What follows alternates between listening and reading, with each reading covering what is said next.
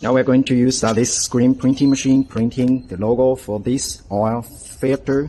Before we printing logo, we need to make logo template and put UV ink or softened ink here and use this wheel to fixture your product. If you want to print it more faster, you need to make a fixture mode fixture here and the other side fixture here. It will be more easy to printing. Okay.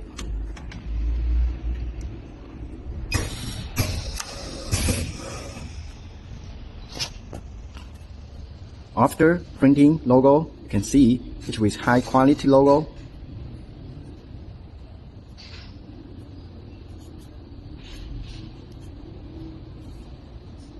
You can see